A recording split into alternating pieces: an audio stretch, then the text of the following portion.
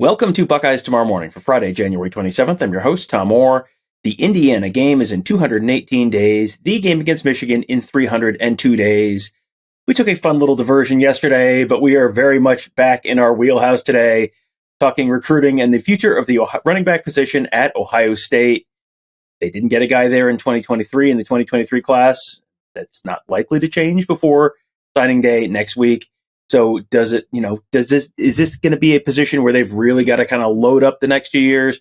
Marc Givler of BuckeyeHuddle.com is here to discuss all that with me and more. Mark, I guess let's start with the guy who, the reason we're doing this show today is because, hey, they just offered another in-state running back for 2025. That seems kind of unusual to have two offers out to in-state running backs this early. Tell everyone a little bit about 2025 running back Marquise Davis. Yeah, he's been a prospect that's been on our radar for a while now. Actually, we had our Tuesday chat, and someone asked me to kind of go over the 2025 guys to watch, and he was one of the couple of names I threw out there that hadn't been offered yet. So it's kind of convenient timing now that they've offered him. He's about 6'1", 6'6", 190 pounds. So he's going to fill out. Very athletic, very explosive kid, strong. Obviously with the taller running backs, you always wonder about running too high, but he runs with good pad level, gets his pads down at contact. And again, it's super early. I hate early rankings lists, but this was a guy, again, I was asked to name the top 2025 guys in Ohio. And so he would be on my early top 4 or 5 guys in what could be a pretty strong Ohio 2025 class. So this is not a surprise offer to me that it maybe a little earlier than I thought, maybe the spring or the summer.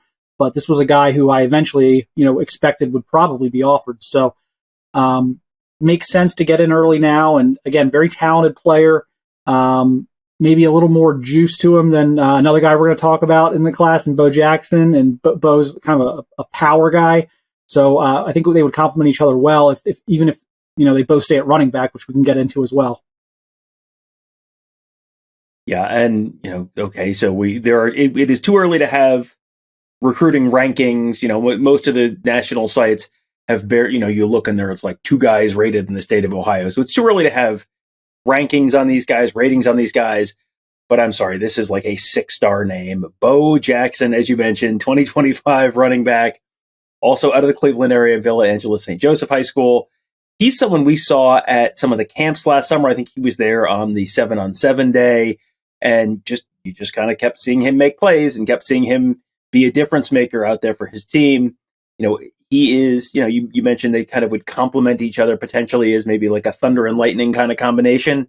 But what are the odds that if they take commitments from both of these guys, and obviously we're, 2 years out from anyone being able to sign anything official, and no one is committed yet. One of them just got offered this week, so we're getting way over our skis. But if they both end up in that 2025 class, what are the odds they both end up playing running back?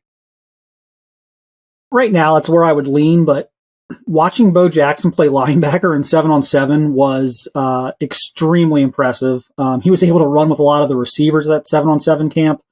He was put in some pretty interesting coverage situations for a young, 200-pound running back, and the way he moved in space was really impressive to me. So I think these are guys who probably prefer to play running back, and I think that'll have to probably be the conversation that happens over the next 2 years. But I would say most likely running back. But again, the idea of Bo Jackson playing linebacker is awfully intriguing to me. But that's kind of my own personal assessment of the situation more than anything I've heard, on the Ohio State end as far as how they're recruiting. They've offered both of them as running backs to this point. And, even a guy like Marquise Davis, I think, would be an intriguing safety. So we'll see how it goes. I mean, sometimes we watch bodies develop from sophomore to senior year of high school, and opinions can change. But these are very impressive athletes who I think have a lot of versatility, just great football players. And this is obviously not new ground if someone switches from running back to linebacker or vice versa. Steele Chambers came to Ohio State as a running back and then moved to linebacker.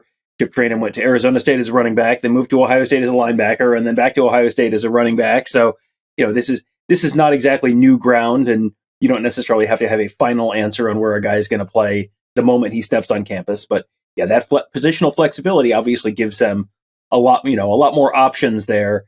And taking 2 guys there isn't necessarily crazy if you take 2 guys there also in 2024. It feels like you're probably, after not taking a guy last year, you're probably looking at 3 maybe over the next 2 years. And, 4 wouldn't be nuts, but those are the two that we're talking about for 2025. 2024, obviously a lot closer to guys who've had offers for a little while now. Let's start with 2024 running back Jordan Marshall. He's at a Moeller High School down in Cincinnati. It seems like he's sort of the consensus top guy in Ohio, at least for now. Yeah, that seems to be the consensus. That's certainly my opinion. I think Jordan's one of the 3 or 4 best prospects in Ohio in 2024. He's a tremendous player, had a phenomenal junior season. I think got Gatorade Player of the Year in Ohio, but just running, catching the ball out of the backfield. He can run between the tackles. He's got excellent vision. He's got this really hard to teach ability to kind of set up blockers in the screen game. Was pretty dominant against Good Counsel, Maryland, a powerhouse out of Maryland.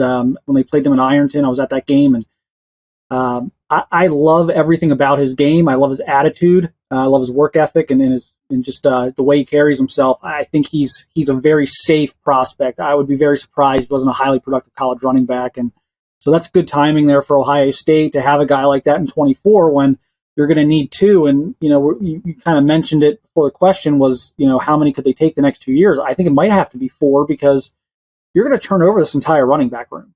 Mine Williams won't be there. Trevion Henderson likely not to be there, not likely not to be a 4-year college player. Dallin Hayden will, it's funny to talk about, but, by the time a 2024 running back steps on campus, Dallin Hayden will be a 3rd-year draft eligible player. So they're going to clear out, Chip Traynor will be gone. Like, they're going to clear out this running back room the next, 12 to 18 months. And so I think you are very likely going to need to take 2 in each of the next 2 classes. So this is setting up nicely for them. All right. Well, then the second guy for 2024, we talked about 2 for 2025 already. The second guy for 2024 is Sam Williams-Dixon.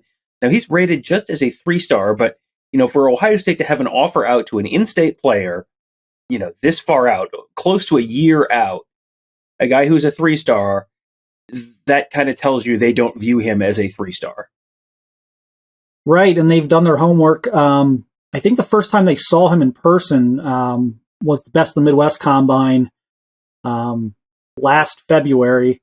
Tony Alford was there. He was able to be there. His son was doing the camp and combine circuit, so Tony Alford was at that combine, and Sam Williams-Dixon really tore it up.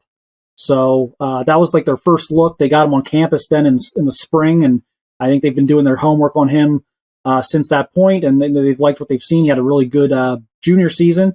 The only real knock is, he plays at a place in West Holmes, is out in the middle of nowhere. It's not, he's not playing in the OCC or the GCL or one of the top Ohio leagues. So you have to kind of grade some film stuff on a curve there in terms of the competition he's facing. But he is a stout. He's 6 foot, about 195 pounds. He's so strongly built. He's powerful. He's explosive. Like I said, Marshall's my top guy in Ohio. But if Sam Williams-Dixon got bumped to 4 stars, I wouldn't argue with that. He's probably one of the 12 or 15 best players in Ohio this year, and it's a deep class. It's not a class that maybe has a Paris Johnson or a Jack Sawyer, like a top 10 5-star overall in the country type of player. But it's got a lot of 4-star kids, and I think he could be one of them. So those are the 4 guys that are kind of the names to know in state the next couple of years.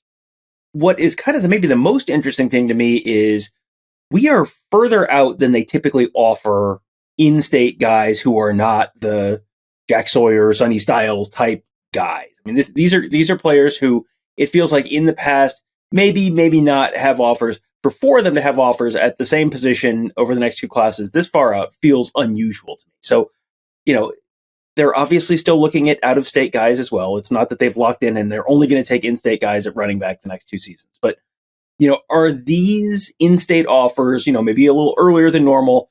Is that to you a trend that's maybe related to NIL and maybe they've missed nationally on some guys recently and you're trying to lock up the guys in your backyard before you move on to the other stuff? Or is this just a really good group of in-state backs and the early offers are just a result of that? Yes. I think to answer that, I do think they're, especially in 2024 with like Sam Williams-Dixon, I think you have to get to in 2024. So I think they're obviously trying to make sure that they're in position to do that and that they're not scrambling at the end of the cycle. So I think that was part of it with the recent offer to Sam Williams-Dixon. But at the same time, to me, Jordan Marshall's a guy you offer every single year. Sam Williams-Dixon's a guy you recruit every single year.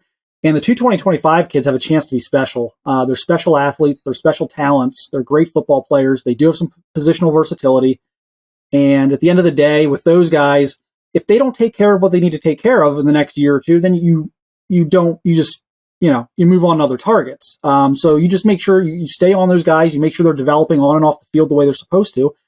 And it all works out in the end. So I have no problem with any of the offers they've put out. I don't think, and I'm sometimes critical of some of the early offers that go out to some Ohio kids because I just think, I don't know, maybe should have waited till camp. But I think these guys have really proven themselves. I think they've done good evaluations on all of them. They saw Bo Jackson in person twice in June. I believe they saw Marquise Davis once. They've put together tremendous seasons on film. And again, I think looking at 2025 guys, especially, I think those two guys have a chance to be really top-end guys. I don't think these are just run-of-the-mill, low four-star kids. I think these are guys who could be maybe top 100 national prospects if they continue to work and develop. So, I think NIL is putting them on edge a little bit, making sure they don't miss on an in-state kid early and then have to try and crawl back to them later. And because they've, for whatever reason, they've lost some out-of-state targets.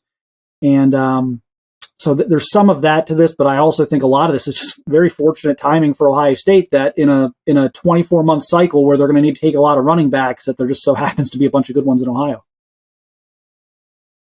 If people are watching this and going, hey, what about Stacey Gage or any other, of the number of names we've talked about in terms of like 2024 running backs, 2025 running backs nationally, is there anything to read into this that, they're offering these guys because they don't think they're going to get those guys?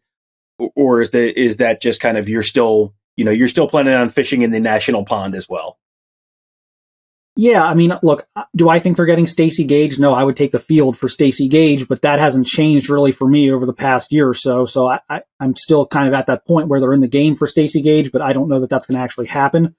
But, to the real important point that you made there at the end, no, they're not going to stop recruiting nationally. They're going to continue to make sure that if they see a guy and they think he's special, if they think they've got, the next J.K. Dobbins out there or something like that, they're absolutely going to go full throttle for those guys.